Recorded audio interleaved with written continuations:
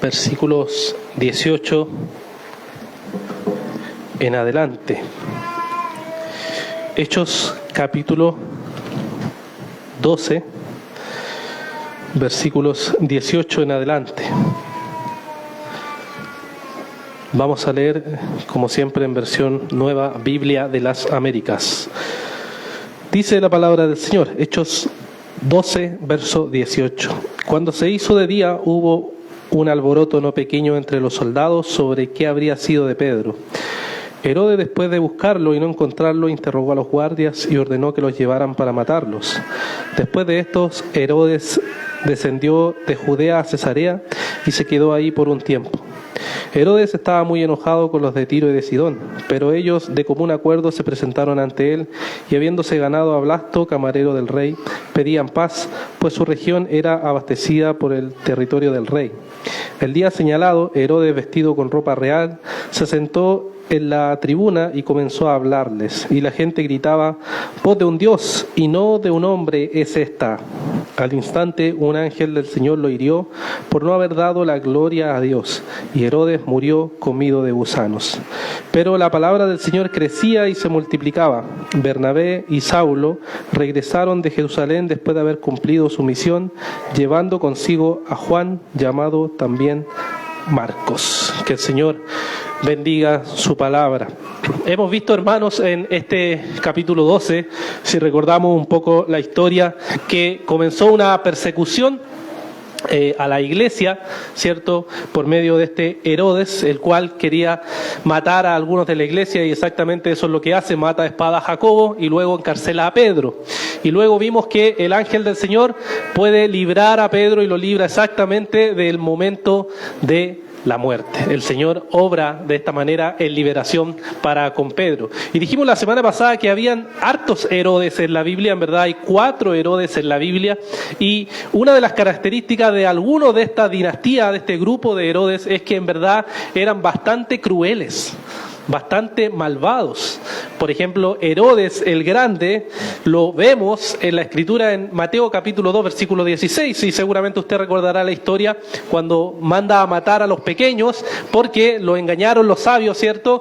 Y entonces quiere matar a los bebés, y exactamente eso hace, algo bastante cruel, matar, ¿cierto?, a bebés, y eso es lo que él hace. Pero los historiadores de la época dicen que no solamente esa era la práctica de este Herodes, sino que tenía muchas otras prácticas malvadas que incluían matar, por ejemplo, a su segunda esposa, matar a sus hijos, porque si alguien atentaba contra él o veía alguna supuesta intención contra él, lo que él hacía era matarlo. Cualquier conspiración contra Herodes el Grande, este Herodes lo que hacía era matarlo. También se dice que mató a 45 de sus adversarios que querían oponerse con él, y también cuenta una historia que no sé si es cierta, pero se dice que él, cuando murió, pidió que cuando él muriera mataran a muchas personas para que lloraran por él, porque iba a morir. O sea, a ese nivel de irracionalidad, o de alguien absurdo, o alguien loco realmente, porque era una persona totalmente sanguinaria. Así que no podemos sorprendernos que este Herodes,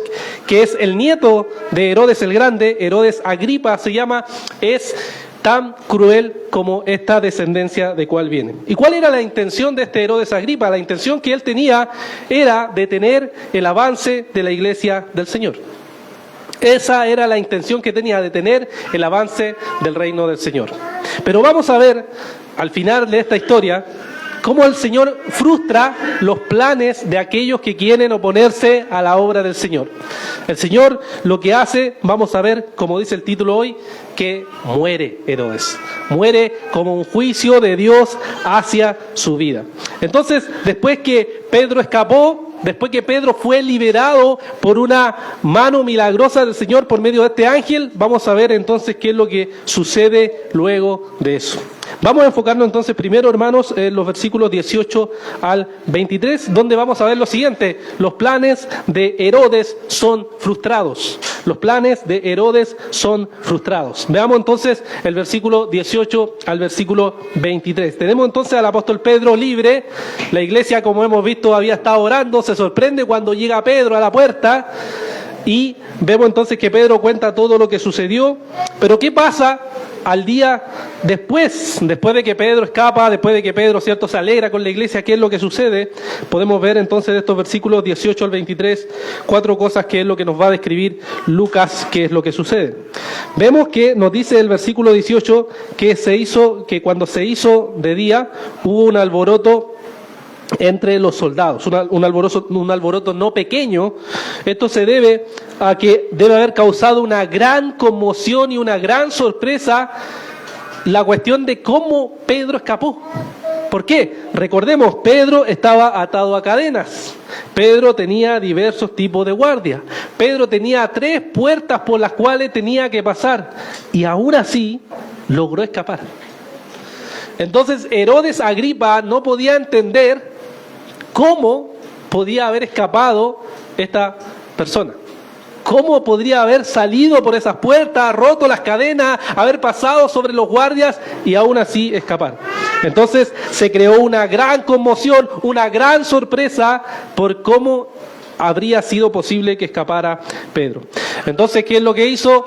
Herodes tomó a los guardias y nos dice que lo interrogó. Ahora, esta interrogación seguramente incluía tortura, para que pudieran decirle la verdad de qué es lo que había pasado, ya que Herodes no entendía cómo Pedro pudo haber escapado. Y seguramente ellos no pudieron decirle nada, porque ni siquiera ellos entendían qué es lo que verdaderamente había pasado. Algo similar, si recuerdan, pasó en la resurrección del Señor Jesús, cuando Jesucristo resucitó y salió, ¿recuerdan? ¿Y qué es lo que hicieron ahí? Los guardias, las personas que estaban en la puerta, ahí tuvieron que, junto con los líderes religiosos de la época, tuvieron que haber mentido. Fíjense lo que nos dice Mateo capítulo 28, versículo 11 al 15, donde nos relata un poco sobre cómo hicieron en ese momento. Mateo capítulo 28, versículo 11 dice: mientras ellos iban, algunos de la guardia fueron a la ciudad e informaron a los principales sacerdotes todo lo que había sucedido, que había pasado, la resurrección. Después de reunirse con los ancianos, deliberaron con ellos y dieron una gran cantidad de dinero a los soldados diciendo: digan esto, sus discípulos vinieron de noche y robaron el cuerpo mientras nosotros dormíamos. Y si esto llega a oídos del gobernador, nosotros los convenceremos y les evitaremos dificultades. Ellos tomaron el dinero e hicieron como se les había instruido. Y esto se divulgó extensamente entre los judíos hasta hoy. O sea, ¿qué es lo que hicieron? Mentir, decir que se habían robado el cuerpo, y eso se empezó a extender por todo lugar. ¿Por qué? Porque los guardias sabían que si se le escapaba a alguien, ¿qué es lo que pasaba? Tenían que morir. Y eso es lo que nos dice el versículo 19. Herodes Agripa, después de interrogar a los guardias con tortura y sin obtener ninguna respuesta, entonces manda, dice, a que los maten. ¿Por qué? Porque esa era parte de la ley romana de la época. Algunos estudiosos dicen del código justiniano, que era un código de la época legal que mandaba a que cuando se escapaba alguien y si se le escapaba a esa persona, el juicio era entonces que tenían que morir. Tenían que morir, y eso es lo que hace exactamente Herodes Agripa. Ahora, esto sucede porque vemos en la Escritura que estas personas tenían que cumplir con ese deber legal, pero cuando no lo cumplían, entonces el juicio llegaba sobre ellos. También vemos en el mismo libro de Hechos que en varias ocasiones los que cuidaban a ciertas personas siempre estaban dispuestos inmediatamente a morir. Por ejemplo, en Hechos capítulo 16, la historia del carcelero, que seguramente quizás recordarán cuando están y viene ese temblor, y el carcelero, ¿cierto? En Hechos 16, versículos 27 y 28, dice lo siguiente, la palabra. Dice que al despertar el carcelero y ver abiertas todas las puertas de la cárcel, sacó su espada y se iba a matar, creyendo que los prisioneros se habían escapado. Pero Pablo clamó a gran voz diciendo: no te hagas ningún mal, pues todos estamos aquí. ¿Por qué se iba a matar? Porque él sabía que si se le escapaban, lo que le venía era la muerte. También sucedió lo mismo cuando Pablo naufragó junto a muchos esclavos, muchos prisioneros, y cuando se escaparon o cuando el barco se dio vuelta, lo que nos dice la palabra también en Hechos 27:42, cuál era el plan que tenían los soldados, era el siguiente. Hechos 27:42 dice: el plan de los soldados era matar a los presos para que ninguno escapara a nado. Ellos sabían nuevamente que si después de ese naufragio tenían que dar cuenta de cada uno de esos los prisioneros, y si sabrían que alguno se escapó y quedó con vida, tenían que morir. Entonces, por eso Herodes hace exactamente lo que la ley romana de aquel momento mandaba, que era si se te escapaba a alguien, tú tenías que pagar con tu vida. Vemos entonces después en los versículos 19 y 20 que después de hacer esto que hace Herodes, podemos ver, cierto, que Agripa va a moverse por distintos lugares, va a empezar a moverse. Acuérdense que él era una persona muy importante y tenía que estar supervisando distintos lugares. Nos dice en primer lugar que él desciende de Judea a Cesarea, que era la capital de la provincia, y se queda ahí por un tiempo. No nos dice la razón, simplemente nos dice que se mueve. Y luego nos dice también que él está muy enojado con los de Tiro y Sidón, que eran otras regiones donde él estaba supervisando. Tampoco sabemos por qué razón estaba enojado con ellos. Sin embargo, sabemos que ambas ciudades dependían de Herodes Agripa, o sea, dependían porque nos dice que él les daba los alimentos, él era quien les suministraba el alimento. Entonces a ellos obviamente no les convenía estar molestos con este Herodes, y lo que ellos hacen entonces estratégicamente es ganarse el favor de él. ¿Cómo lo hacen? Por medio de un camarero, que ahí dice la palabra, que se llama Blasto, el cual había solicitado la paz entre ellos y el rey. Entonces el tener el favor de un gobernante en el mundo antiguo, por supuesto, era bastante importante, especialmente si les daba o les suministraba los alimentos. Entonces, si el pueblo estaba mal con este gobernante, lo que pasaba es que el pueblo mismo sufría. Y entonces vemos luego que en el verso 22 nos describe que Herodes se encontraba en ese momento en donde las personas estaban tratando de ganarse el favor de él. Entonces se nos describe que él se pone ropas reales y se sienta en el pueblo para hablarles al pueblo. Y mientras él está hablando, lo que la gente dice, esta voz, o sea, esta persona que habla es Dios, o es un Dios y no es un hombre. Él no dice nada a lo contrario, sino que seguramente se sintió como un Dios, un verdadero jefe, un verdadero poderoso de la época, como era típico del mundo antiguo. ¿Y qué es lo que va a suceder? El Señor entonces lo va a juzgar. El Señor lo va a matar por jactarse o creerse un rey. Ahora, este mismo dato que nos da Lucas está también relatado de una forma distinta por un historiador de la época llamado Flavio Josefo, el cual nos describe los detalles desde otra perspectiva, cómo fue que sucedió eso. Y aquí les leo un fragmento que él nos cuenta cómo entonces ese día el rey Herodes Agripa muere frente al pueblo. Dice: exhibió espectáculos en honor de César. Sabiendo que esto se celebraba como festival por su bienestar, se reunió en esa ocasión gran cantidad de funcionarios provinciales y otros de posición distinguida. El segundo día de la fiesta, Agripa se puso vestiduras confeccionadas totalmente de plata y de tejido maravilloso y entró al teatro al despuntar el alba.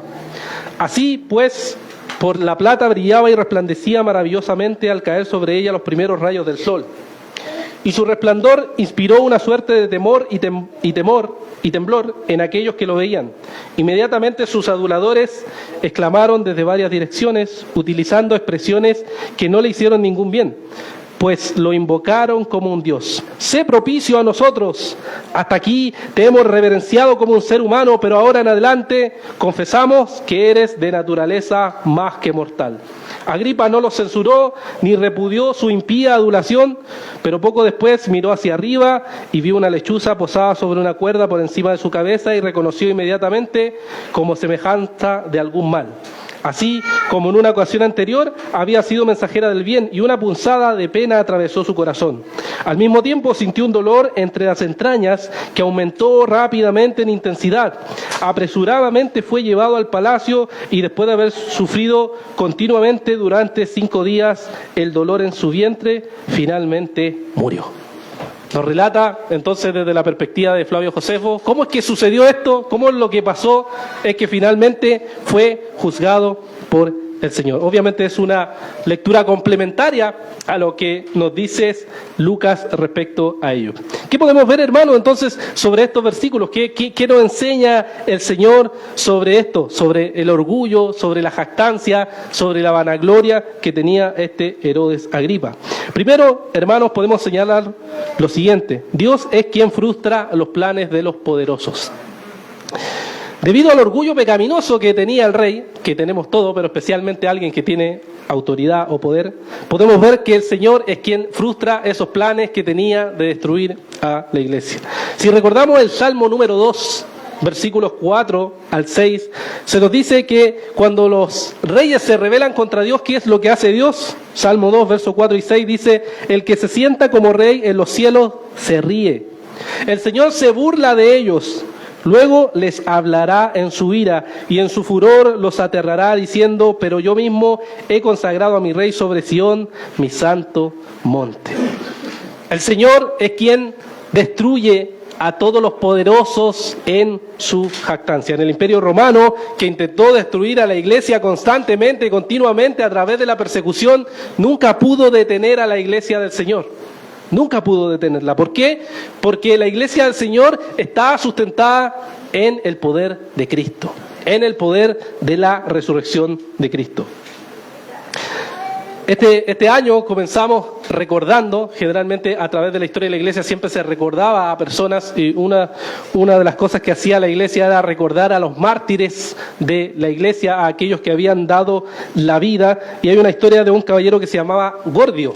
Gordio era una persona muy fiel en un momento al Imperio Romano, era una persona que tenía mucho dinero, pero en algún momento conoce al Señor, se arrepiente de su maldad, se arrepiente de su pecado y finalmente, como era fiel al Imperio Romano y ahora tenía que servir a Cristo, lo que pasaba es que esta persona tenía que morir, tenía que ser juzgada por su traición o alta traición, según los romanos, y cuenta que él murió como mártir y una de las actitudes que él tenía era decir: yo me voy con el Señor porque he vencido en medio de la obra del Señor.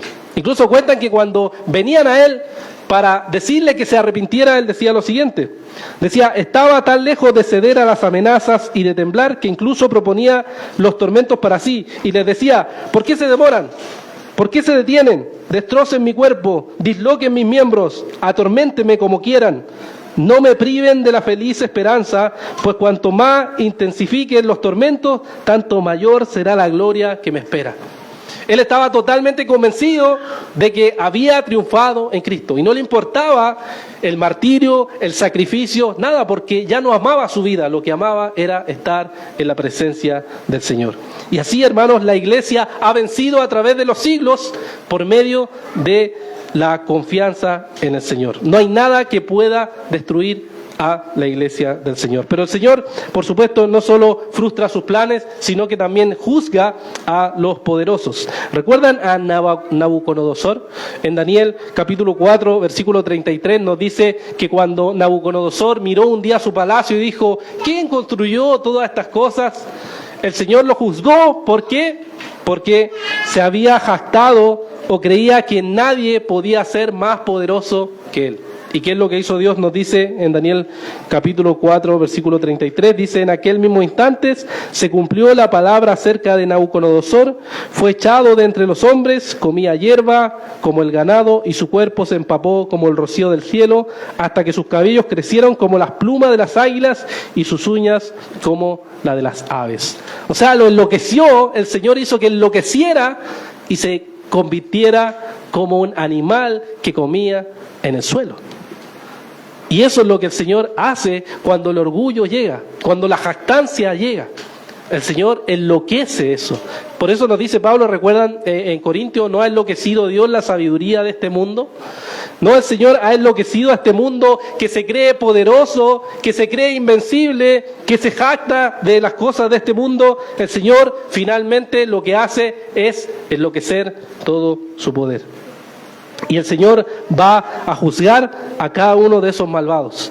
Así, hermanos, como cada uno de nosotros también seremos juzgados por el Señor. Esto no es solamente para los gobernantes de este mundo, sino que también es para nosotros. Por eso el apóstol Pedro nos advierte y nos dice en Primera de Pedro capítulo 5, versículos 6 al 7, humillaos pues bajo la mano poderosa de Dios, para que Él os exalte cuando fuere tiempo, echando vuestra ansiedad sobre Él, porque Él tiene cuidado de vosotros. La idea de que solamente los poderosos van a ser juzgados es cierta, pero también nosotros vamos a ser juzgados. Y esto nunca lo pensamos, pero si nosotros tuviéramos un poco de poder, probablemente actuaríamos de la misma manera. Como esas personas que conocemos que no ganan mucho dinero, pero cuando ganan un poco más de dinero, ¿qué es lo que pasa? Aparece el orgullo, aparece la jactancia en sus corazones. Y a cualquiera de nosotros seguramente nos puede pasar. Creemos que no y decimos, no, si esos poderosos son los malvados, el presidente que es terrible malvado. Pero puede pasar lo mismo con nosotros, porque somos pecadores y nuestras inclinaciones son inclinaciones al pecado. Y si tenemos poder, y si tenemos un poco más de dinero, y si ganamos un poco más de sueldo, podríamos jactarnos de igual manera, o creernos más que los demás. Y por eso, hermanos, debemos ser conscientes cómo estamos viviendo delante del Señor. Si realmente hay orgullo en nuestro corazón, hay jactancia en nuestro corazón, creemos que nosotros gobernamos y dominamos nuestra vida, cuando en verdad es el Señor. Él es quien gobierna y domina nuestras vidas. Algún día, hermanos, seremos juzgados por todo el, comillas, poder que tenemos en la vida de otros, en nuestros hijos, en nuestro matrimonio, siendo miembros de la iglesia, siendo trabajadores, siendo estudiantes. Algún día seremos juzgados por el Señor por todas estas cosas. Hermanos, ¿estás preparado para encontrarte con ese Señor que va a juzgar tu vida? ¿Has pensado en cómo estás viviendo o comenzando este año, viviendo esta vida para la gloria del Señor? Porque ¿qué pasó con Herodes Agripa? Dice, no le dio gloria a Dios. No le dio gloria a Dios.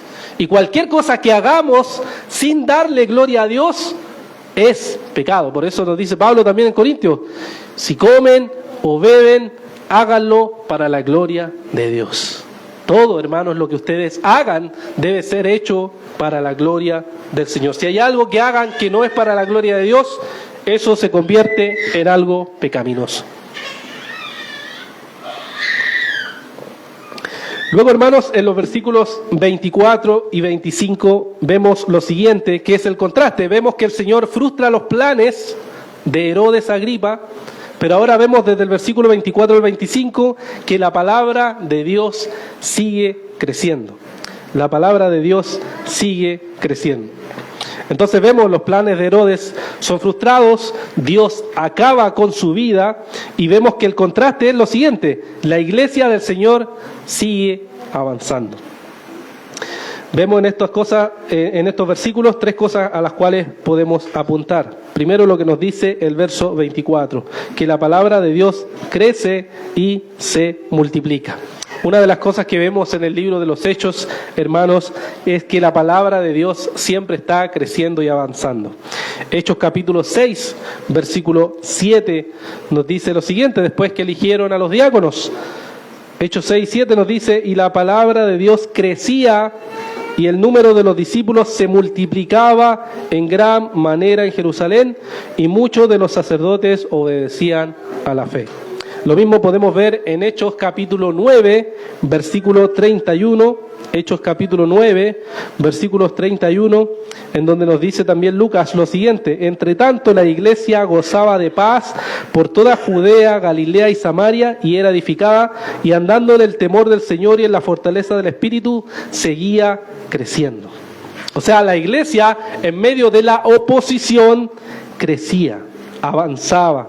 Y así seguía creciendo. Nadie podía detener el avance de la iglesia del Señor.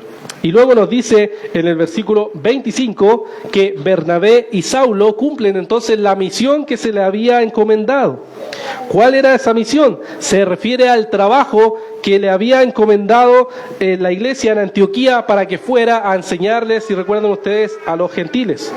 Este era un reflejo de lo que como el libro de Hechos había comenzado.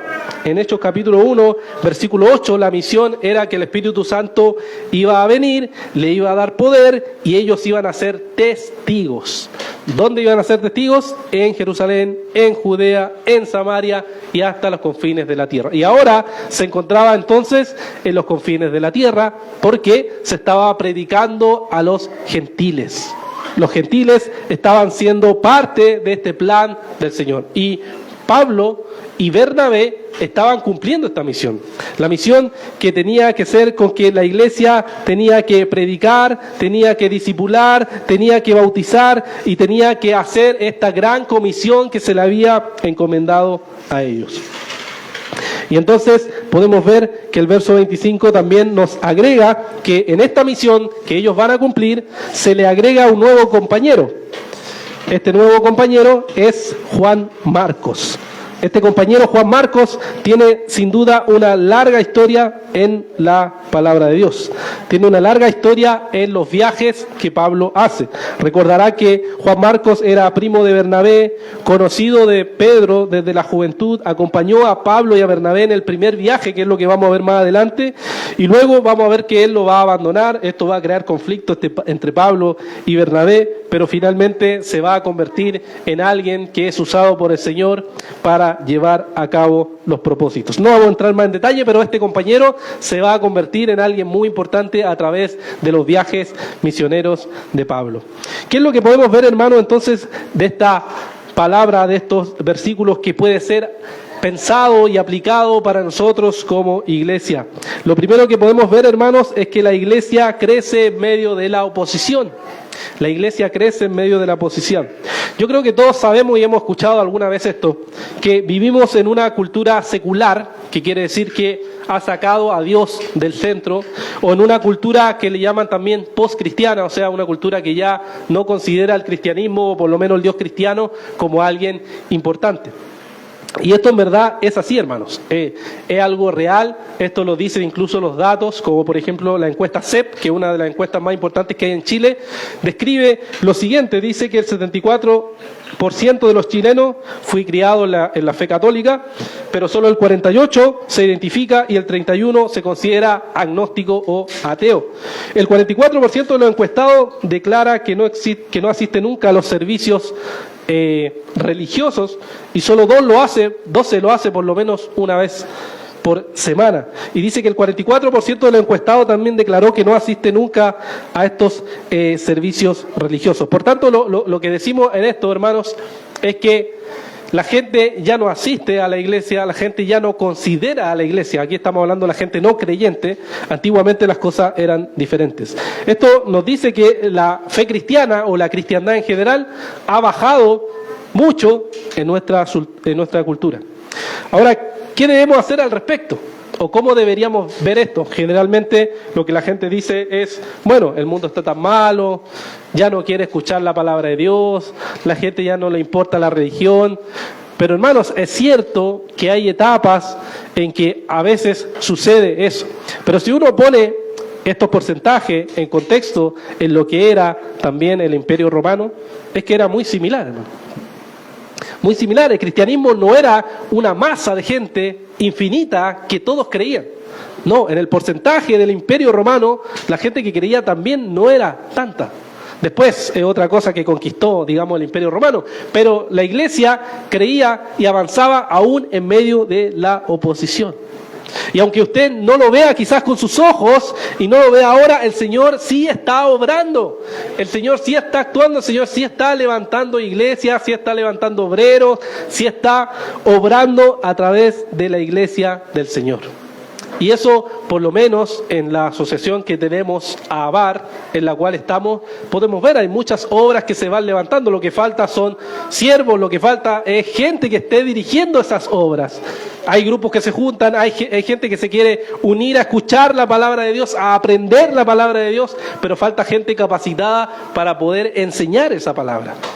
Eso es lo que falta, pero hay gente que el Señor está levantando, ¿para qué? Para conocer a este Dios vivo y verdadero. O sea, en medio de la oposición, en medio de las ideologías, en medio de las filosofías de este mundo, siempre están los escogidos del Señor. Siempre están aquellos que tienen hambre y sed de justicia, aquellos que desean la palabra de Dios. Hermano, y espero que usted sea uno de esos, que desea conocer a Dios, que no esté simplemente satisfecho con lo que se le predica aquí, con lo que se le enseña aquí, sino que quiere escudriñar la palabra de Dios. Por eso es que asistimos a las reuniones, ¿cierto?, de escuela dominical, asistimos a la oración, venimos porque tenemos hambre de Dios, queremos conocer más del Señor, Queremos cada día saber más de Dios y conocerle más para vivir mejor para la gloria de Dios. Hermanos, el Señor sigue haciendo su obra en medio de este país. Aunque sabemos que está lejos del Señor, aún el Señor sigue levantando obreros. Y queremos seguir rogando al Señor de la mies para que despierte a más obreros, para que haya más iglesias que quieren predicar la palabra del Señor. Pero esto, hermanos, no solo pasa aquí en Chile, sino que alrededor del mundo hay oposición. Alrededor del mundo, lo que llamamos el occidente, lo que llamamos esta parte del mundo el occidente, obviamente podemos ver que hay mucha oposición y gente atea y gente que no considera la fe cristiana.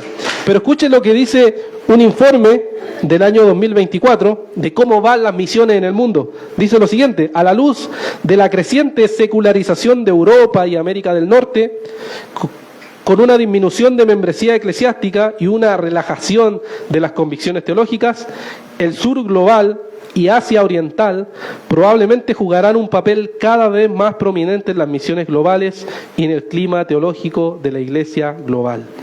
¿Qué quiere decir eso, hermanos? Quiere decir que Europa y Estados Unidos sí se están secularizando cada día más, pero Latinoamérica y Asia es donde el Evangelio se está extendiendo cada día más, donde está creciendo cada día más, donde el Señor se está moviendo cada día más para que nuevas personas conozcan al Señor, se levanten nuevas iglesias, se levanten misioneros y entonces vayan a hacer la gran comisión. Hermanos, ¿cuál es su aporte y su labor ahí? ¿Cuál es su llamado ahí? ¿Cuál es el llamado que cada uno de ustedes tiene a eso? Primero, por supuesto, orar al Señor, pero luego ser un miembro fiel de la iglesia y luego saber a qué Dios lo ha llamado. Quizás lo ha llamado a dar dinero, quizás lo ha llamado a ir a un lugar, quizás lo ha llamado a predicar, quizás lo ha llamado a ir de misiones. No lo sé, hermanos, pero la idea es que de esta iglesia, hermanos, y ese es el propósito de esta iglesia, es que el Señor expanda su evangelio a través de otros lugares y abra otras obras aquí, o quizás algunos de aquí vamos a tener que mandarlo a Asia, no sé, hermanos. Pero ese es el propósito de la iglesia, ese es el fin de la iglesia, que queremos, como nos dice, probablemente va a seguir extendiéndose el mensaje del evangelio. Y también, hermanos, aún en una cultura muy secularizada, como la que tenemos hoy, aún hay conversiones de personas que podemos sorprendernos de que lleguen al Evangelio. Quizás el más nombrado, no sé si una conversión real, pero el Daddy Yankee, que a veces suena, ¿cierto?, como una conversión. No lo sé, hermanos, si es real o no. Pero sí, por lo menos un dato que vi esta semana fue que uno de los historiadores más reconocidos y famosos actualmente ha llegado realmente al cristianismo. Se llama Neil Ferguson. Pueden googlearlo, Neil Ferguson. Él, siendo un historiador que por muchos años hizo obviamente estudios de historia, llegó finalmente a la conclusión de que él y su esposa, que también es bien conocida, llegan finalmente al Evangelio y reconocen que su vida sin Cristo no tenía sentido. Necesitaban a Jesús. Ahora, esa persona que es un intelectual muy importante va a tener ciertamente cierto renombre o va a resonar su conversión como ha pasado en el pasado con otras personas. Pero podemos ver que el Señor aún está haciendo la obra. El Señor aún atrae incluso a personas muy secularizadas o personas que pensamos que es imposible que lleguen al Evangelio, llegan. Y por eso nuestra tarea que es ser fieles al Señor, orar, estudiar la palabra, ser personas fieles al Evangelio, porque el Espíritu Santo va actuando en medio de eso y la iglesia del Señor va avanzando en medio de toda esa oposición. ¿Por qué, hermanos? Porque la iglesia del Señor nunca dejará de existir. Nunca dejará de existir. Las puertas del Hades no van a poder vencer a la iglesia. No pueden, hermanos, cualquier filosofía, cualquier cosa que haya en este mundo, jamás. Podemos ver lo que pasa en China, podemos ver la gente que se reúne en China escondida o en otros países de Oriente, siguen reuniéndose, siguen perseverando. ¿Por qué? Porque verdaderamente son escogidos del Señor.